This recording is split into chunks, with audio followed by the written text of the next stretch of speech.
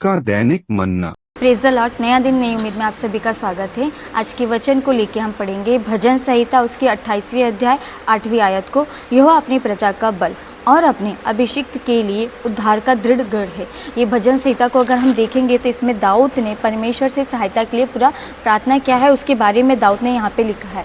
दाऊद एक हालेलुया परमेश्वर की नज़र में एक अच्छा और परमेश्वर की आज्ञाओं पे चलने वाला एक दास था परमेश्वर का।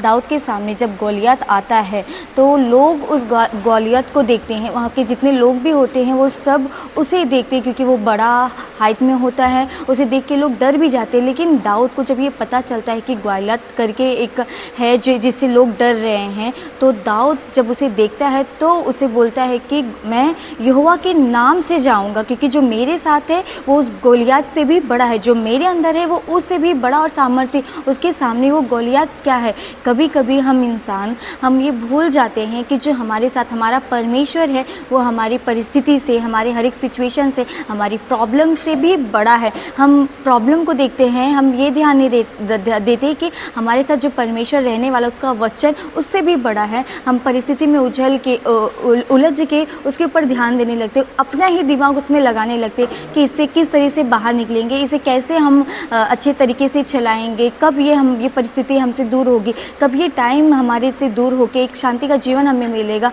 लेकिन जिस तरह दाऊद बोलता है कि मैं यहोवा के नाम से तुझसे लड़ूंगा, और एक छोटे से पत्थर से ही परमेश्वर ने उसे ख़त्म कर दिया। वो गोलियत जो इतना लंबा चौड़ा था उसे हमेशा के लिए ख़त्म कर दिया, और वहाँ पे दाऊद के द्वारा परमेश्वर के नाम की महिमा हुई। उसी तरह जब परेशानी आपके सामने बड़ा रूप लेके खड़ा है तो आप परमेश्वर के वचन को दृढ़ता से थामे रहिए, उस पर विश्वास के साथ अंगीकार कीजिए। वो स्थिति बड़ी नहीं है आपके सामने, वो परमेश्वर का वचन बड़ा है। आप उसे दृढ़ता से विश्वास के साथ प्रार्थना करके अंगीकार करते रहिए, परमेश्वर के सम्मुख में आके बोलिए, परमेश्वर ये परिस्थिति आपके सम्मुख में कुछ नहीं है, जो सामर्थ्य देने वाला परमेश्वर हमारे अंदर है वो उस परिस्थिति से भी बड़ा है। क्योंकि हम हालेलुया जब परमेश्वर को नहीं जानते थे तो उसमें फंसे हुए थे, लेकिन अब जब हम परमेश्वर की प्रजा है, परमेश्वर ने अपने अनुग्रह से हमें बुलाया, अपने लहू से हमें छुड़ाया, हमें अभिषेक करके अपने लिए अलग करके रखा है संसार से।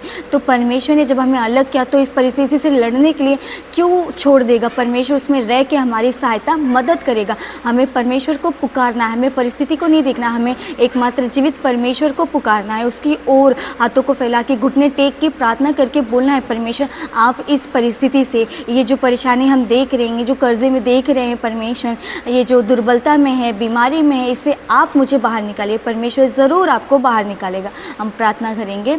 हालेलुया राजा, स्तुति हो परमेश्वर पिता, प्रभु इस वचन के लिए आपका कोटि कोटि धन्यवाद राजा। प्रभु परिस्थिति चाहे जैसी भी हो हमारे सामने, लेकिन उस परिस्थिति से बड़ा परमेश्वर हमारे साथ है। परमेश्वर आप उस परिस्थिति में भी एक रास्ते को निकलने के लिए प्रभु सहायता मदद कीजिए। आपके वचन को थामे रह के प्रार्थना करने के लिए प्रभु आप स्मरण बुद्धि को दीजिए, प्रार्थना में बने रहने के लिए सहायता मदद कीजिएगा। परमेश्वर आगे के सारे भाग को प्रभु आपके पवित्र हाथों में देते, इस छोटी सी प्रार्थना विनती को उद्धारकर्ता यीशु मसीह के नाम से मांगते हैं। सुनो और कबूल कर मेरे स्वर्गीय पिता, आमीन।